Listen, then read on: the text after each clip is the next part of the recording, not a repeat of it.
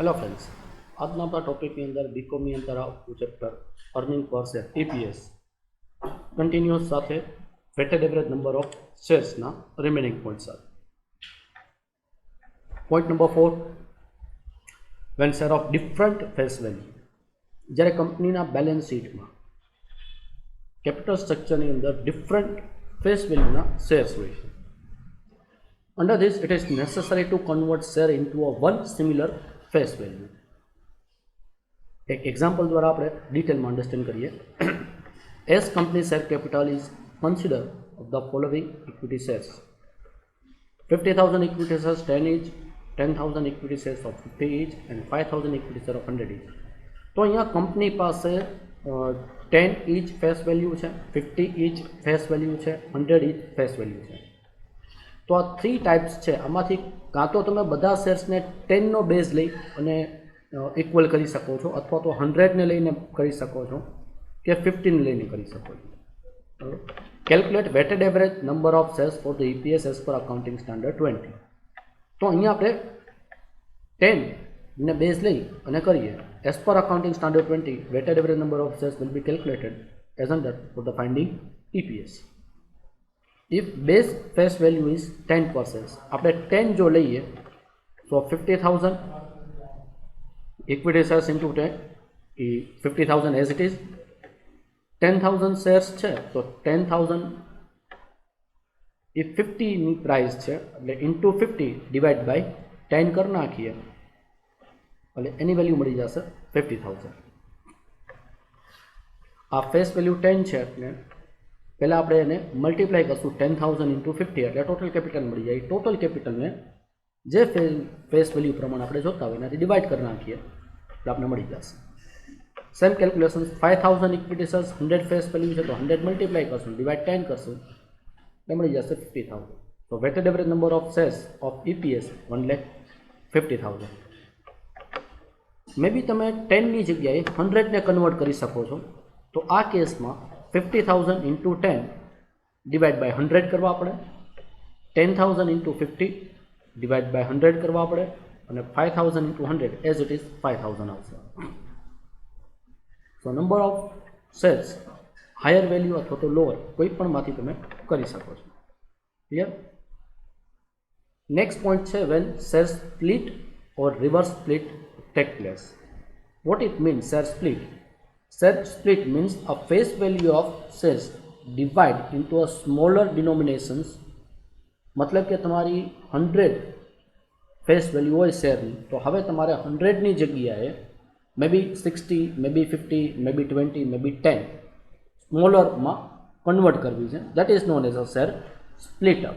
And reverse split up is known as a consolidation of shares into a higher value. मतलब કે તમારી balance શીટમાં શેરની face value મે બી 1 રૂપી છે તો એની જગ્યાએ તમારે 10 કરવી છે, 5 કરવી છે, 20 કરવી છે, 50 કરવી છે તો 100 કરવી છે. That is known as a reverse split up or consolidation.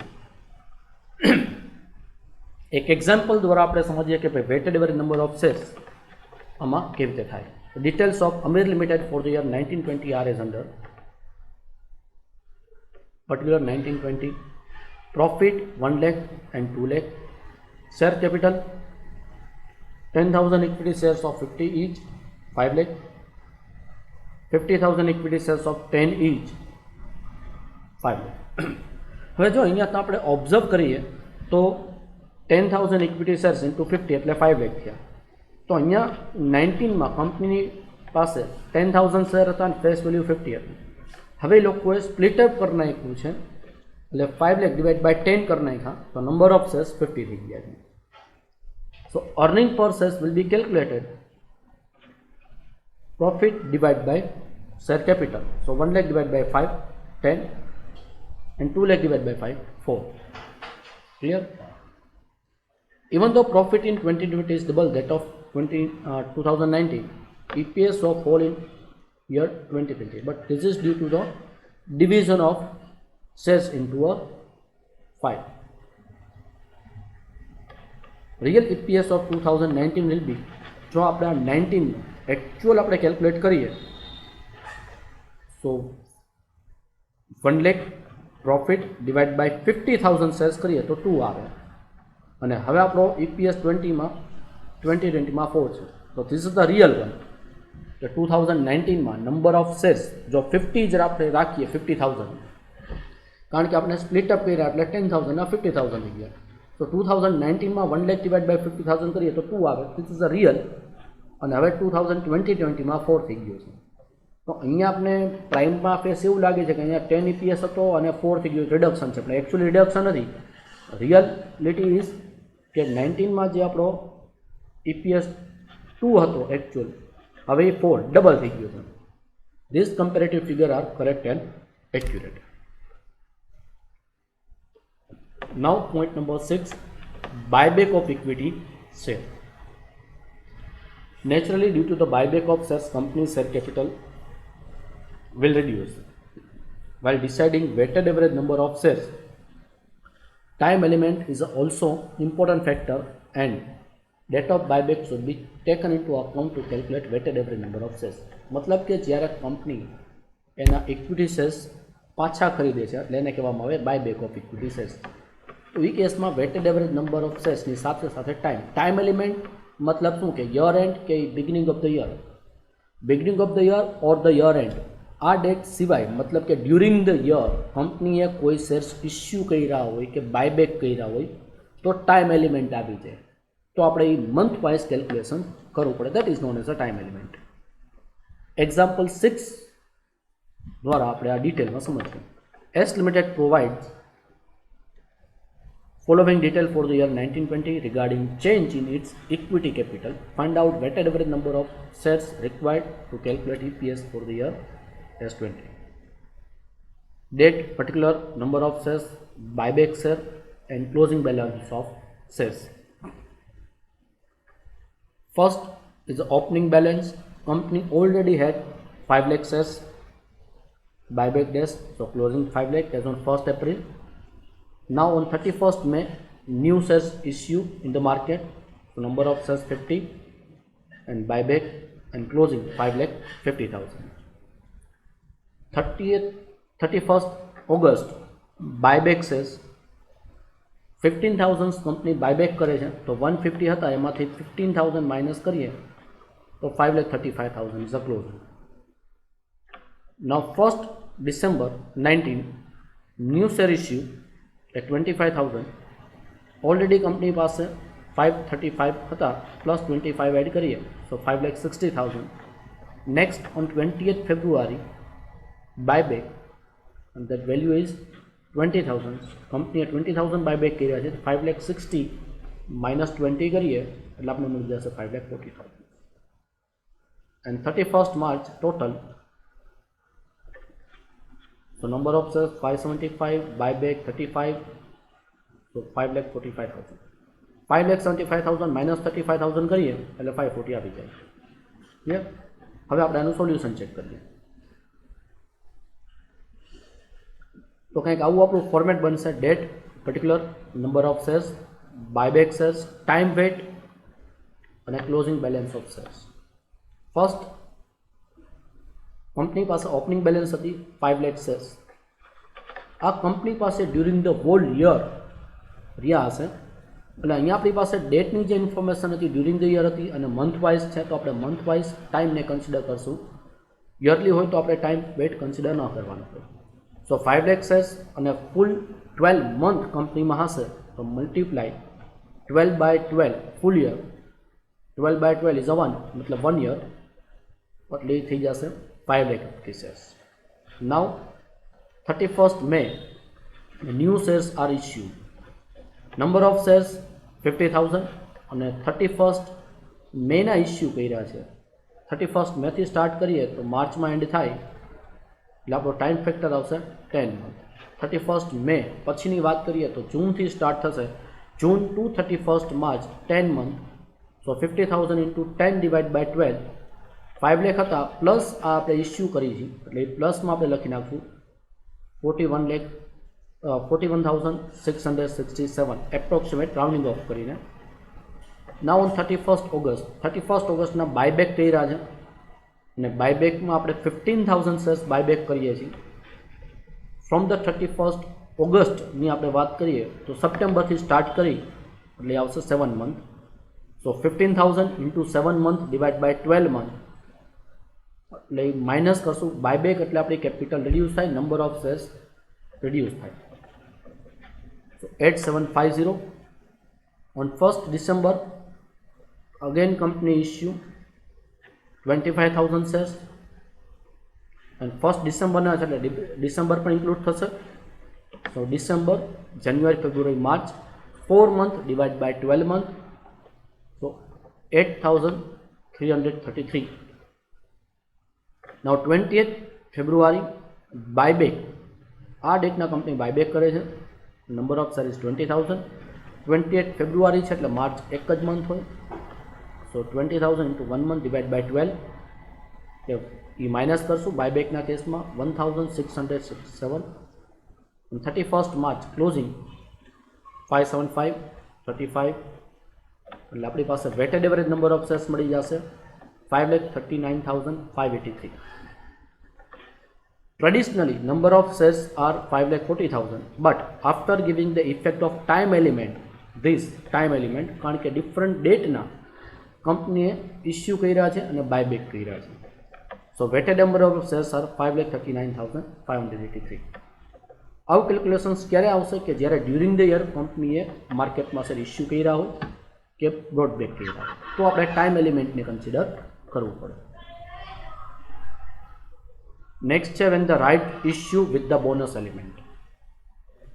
When a company offer equity shares to its existing shareholder in certain fixed proportion, then offer is called right issue. તો જ્યારે કંપની એના existing શેરહોલ્ડરને shares offer કરે છે તો આપણે એને કહીએ છીએ right issue. Generally company offer right share at less than the present fair value of shares.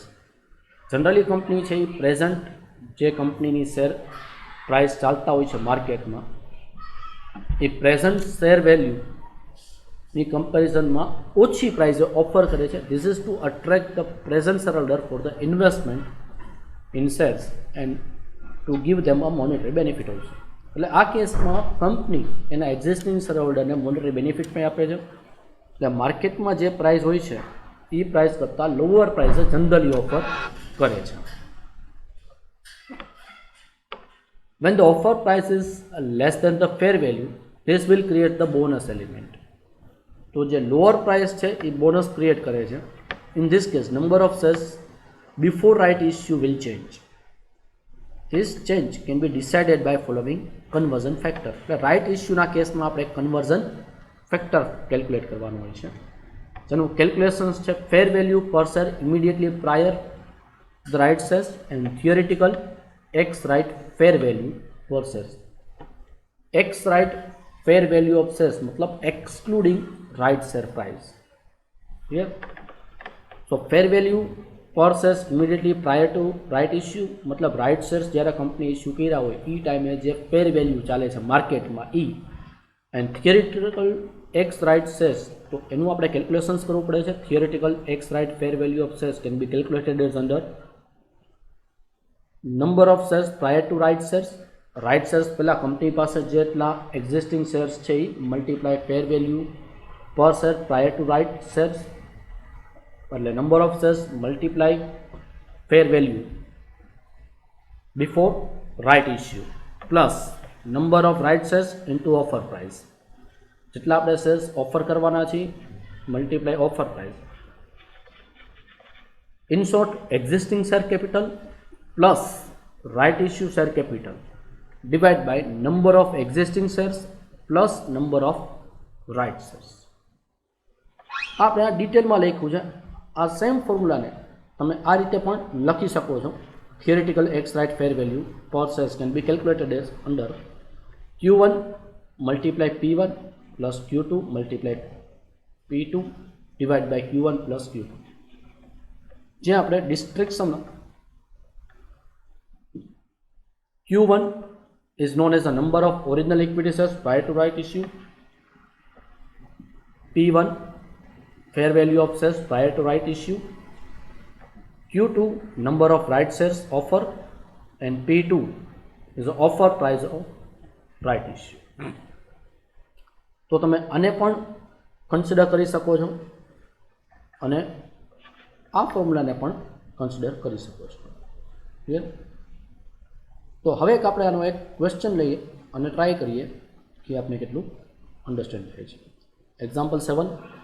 Following detail available from S limited particular year 1819, 1920, profit attributable to equity shareholder 10 lakh and 15 lakh, issued and separate share capital 4 lakh, equity share of 10 each. તો company પાસે 4 lakh equity shares છે અને 10 rupees એની face value છે. Company offer right shares to existing shareholder in the ratio of 1 right shares against the present holding of 4 shares on 30th June. તો જેની પાસે 4 share હશે company એને એક રાઇટ શેર ઓફર કરે છે. મતલબ જો 4ની સામે 1 મળતો હોય તો અહીંયા 4 લાખ ઇક્વિટી શેર્સ છે તો 1 લાખ આપણા રાઇટ શેર્સ થાય. The offer price is 23 per share. On 30th June the fair value of equity share is 30. This 30 is a fair value before rights અને કંપની રાઇટ શેર ઓફર કરે છે 23. So first we have to find out the theoretical X right value per share. First આપણે આ calculate કરશું જેનો formula છે number of shares prior to right shares multiply fair value per shares prior to right shares plus number of right shares multiply offer price divide by number of existing share plus number of right shares. તો આપણી પાસે 4 lakh shares છે, market price 30 છે, plus 1 lakh shares આપણે offer કર્યા છે right shares. કેવી રીતે આવી વાત કે 4ની સામે 1 આપવાના છે તો 4 લાખ સામે 1 લાખ અને ઓફર પ્રાઇસ છે આપણી 23 divide by existing shares 4 lakh plus right shares 1 lakh. એટલે આપણું કેલ્ક્યુલેશન્સ થશે 1,20 lakh plus 23 lakh divide by 5 lakh. It comes to 1,43 lakh divide by 5 lakh. So the theoretical X right value is 28.60. Then we have to find out conversion factor. Conversion factor આપણે calculate કરવા માટેનું formula છે fair value per shares immediately prices divide by theoretical ex right fair value per shares. તો આપણે જે ફેર value આપી છે fair value આપણી 30 છે, 30 ડિવાઇડ બાય 30 શેર્સ તો 30 ડિવાઇડ બાય 28.60. સો 1.05 એપ્રોક્સિમેટ આ કન્વર્ઝન આપણું ફેક્ટર્સ છે. Further, we have to find out weighted average number of shares, original number of shares multiply conversion factor. અહીંયા જે આપણે કન્વર્ઝન ફેક્ટર કેલ્ક્યુલેટ કર્યું છે એ ઓરિજિનલ શેર્સ સાથે આપણે મલ્ટીપ્લાય કરશું. એટલે 4 લાખ આપણા ઓરિજિનલ શેર્સ છે ઇન્ટુ 1.5 એટલે 4,20,000. સેકન્ડ કેસ આપણે 19 અને 20 બંને યર માટે કેલ્ક્યુલેટ કરવાનું છે. તો આ 19 માટે છે અને 20 માટે 4 લાખ શેર્સ ઇન્ટુ 1.5 અને 3/12 આપણે 30th જૂનના ઇસ્યુ કરી છે. તો 30th જૂન મતલબ એપ્રિલ, મે અને જૂન 3 મંથ માટે આપણે આ કન્વર્ટ કરવા પડશે અને પછી આપણે એકચ્યુઅલ લઈ લઈશું. તો 1.5 ઇન્ટુ 3/12 અને હવે આપણી પાસે 5 લાખ શેર્સ થઈ ગયા. હવે 4 લાખ પ્લસ કારણ કે 30th જૂનના આપણે રાઇટ શેર્સ આપવાના હોય તો હવે કંપનીની બેલેન્સ શીટમાં 4 લાખ પ્લસ 1 લાખ એટલે 5 લાખ ઇક્વિટી શેર્સ થઈ જાય. 5 lakh into 9 divided by 12 is come to 3,75,000. So total shares 4,80,000. This is the B. So this A for 19 and this is the B for 20. 1920 first year and second. So profit attributable to equity shareholder 10 lakh and 15 lakh. Weighted average of number of shares આપણે જે calculate કર્યા છે. First યરના કેસમાં આપણો એ answer 4,20,000 અને second યરમાં આપણો 4,80,000 A and B. Profit attributable equity shareholder divide by weighted average number of shares એટલે આપણે મળી જશે EPS means 1 divide by 2. So first year 2.38 in second year 3.30. Clear? So આ હતો આપણો right shares with bonus element. આ સાથે આપણો આ લેક્ચર અહીંયા કમ્પ્લીટ કરી નેક્સ્ટ લેક્ચરમાં બીજા ક્વેશ્ચન સાથે મળીશું. Thank you.